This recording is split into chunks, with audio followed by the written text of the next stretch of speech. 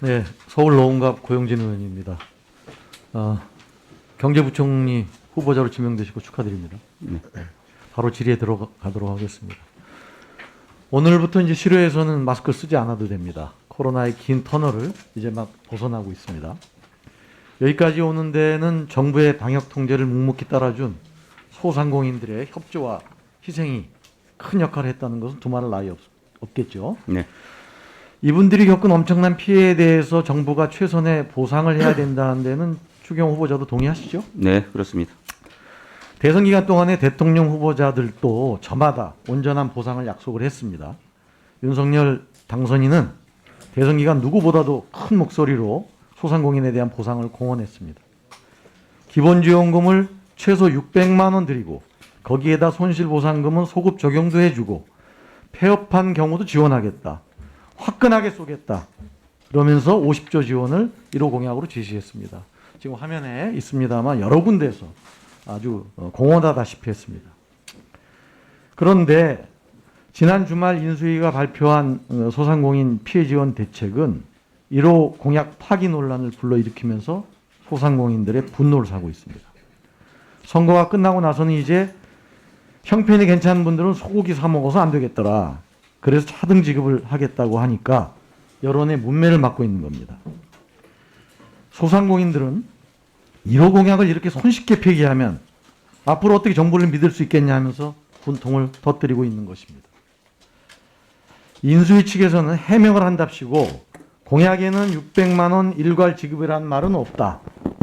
일괄 지급이 아니라 차등 지급이었다. 최대 1,000만 원이라는 단어로 차등을 명시했다. 자기들이 거짓말한 게 아니고 소상공인들이 오해를 한 것이다. 이렇게 오리발 내밀고 있습니다. 우리 후보자도 이렇게 해석하고 있습니까? 당선인의 공약을? 예, 지금 이제 소상공인 온전한 손실 보상과 관련해서 인수위 중심으로 현재 여러 가지 검토를 하고 있습니다. 긴 답변 좀 뒤에 주시고 예. 이거와 견해를 같이 하고 계십니까? 어떤 차등 지급이었다는 의미다라는 인수위의 해명과 궤를 같이 하고 계시냐고 묻는 겁니다. 전체적으로 저희들이 보상 방안이 확정되면은 저희들이 아마 당초 당선인께서 공약한 부분에 상응하는 그런 내용을 제시를 할 수 있을 것 같습니다. 그걸 위해서 작업을 하고 있다. 불명확하신데요. 제가 묻는 거는 예. 공약할 때 내용을 제가 묻는 거거든요. 네. 이걸 보면요. 이거 너무나 명확해요. 저 자료에 떠 있는 것만 봐도 아주 명확하게 얘기를 당선인이 했단 말이죠. 그야말로 만약에 이렇게 해석을 한다 그러면 허위 과장 광고로 물건 팔고 소비자가 항의하니까 근데 언제 그랬냐 그런 거랑 똑같은 거예요. 후보자께서는 인수위 기획조정분과의 간사를 맡았었고 또 현재 기재부 장관 후보자로서 인수위와 기재부의 업무 협의 과정을 잘 알고 있으리라고 판단하는데 인수위가 이러한 보상안 발표할 때 후보자도 같이 협의하고 내용을 잘 알고 있었습니까?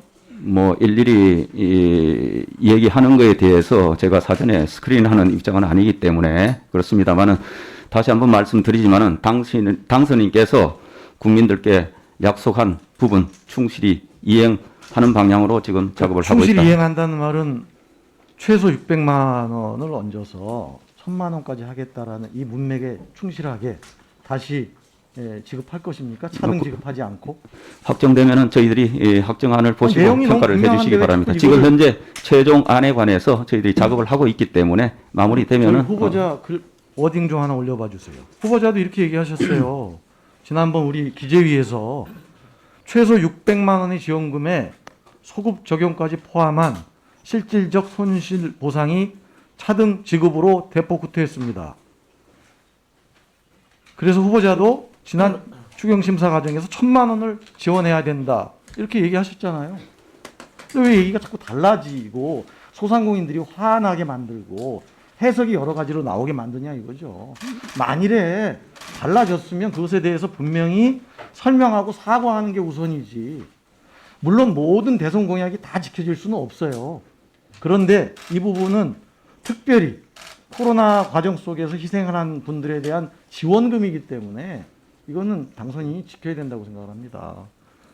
이게 50조 이상 이게 재정 이거 확보하는 게 어려울 것 같으니까 자꾸 기존의 문재인 정부가 했던 그 추경 예산에다가 33조 플러스 알파 이렇게 얘기한 거 아니에요?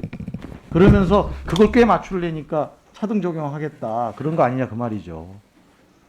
후보자께서는 선거 때 정책조정본부장 맡았었죠. 그러면 이 후보자의 공약에 전부 관여했을 거 아닙니까? 아까 말씀드린 대로 이런 공약을 막 바꿔서야 되겠습니다. 저는 후보자께서 원 공약을 관철시키지 못한다 그러면 국민 앞에 거짓말 하시는 거고, 그러면 저는 기재부 장관으로서 자세가 아니라고 생각합니다. 이거 각별히 원안이 관철될 수 있도록 해주시기 바랍니다. 예, 국민들께 드린 약속 충실히 지키도록 현재 지킬 수 있도록 작업 중이다 하는 말씀을 드리고, 최종적으로 확정되면 또 보고 드리고 설명드리고 그렇게 하겠습니다. 네. 후보자께서 내신 재산 내역을 보니까요, 국무조정실장 퇴임 당시와 지금을 특히 이제 주택의 공시가가 아닌 시가로 환산을 해보니까 한 재산이 한 40억 정도 늘어나셨어요. 제일 큰 거는 제가 보니 이 도곡동의 아파트가 당시 취득가는 13억 8천인데 현재 알아보니까 한 뭐 몇 억이죠? 30 몇 억이 되는 그러한 아주 비싼 가격 상승이 많이 됐잖아요. 근데 종부세는 얼마 내고 계시는 거죠? 제가 정확히 기억은 못 하는데 뭐 수백만 원 냈던 걸로 기억합니다. 뭐 두 번 또 나눠서 냈기 때문에. 예, 부부 공동 명의로 돼 있기 때문에 그렇습니다. 예. 쭉 종부세를 내지 않으시다가 2019년부터 내고 계시고 작년에 370만 원 됐거든요. 후보자가 사는 주택이 우리나라에서 상위 몇 프로쯤 되는 걸로 알고 계세요? 뭐 제가 거기까지 제가 쭉 아파트 나열해 보면 0.3%에 해당합니다. 그런 분들이 370만 원 정도 내는데 선거 과정에서 윤석열 저는 우리나라 종부세 부담이 최근에 매우 크게 갑자기 빠르게 늘어났다 이렇게 생각을 합니다. 이 부분에 관해서는 한번 우리가 진지하게 그 수준에 관해서 또 그 종부세 부과 방식에 관해서 한번 논의를 할 필요가 있다 이렇게 생각을 합니다. 예, 고용진 의원님 수고하셨습니다. 이어서 서일준 의원님 질의하시겠습니다.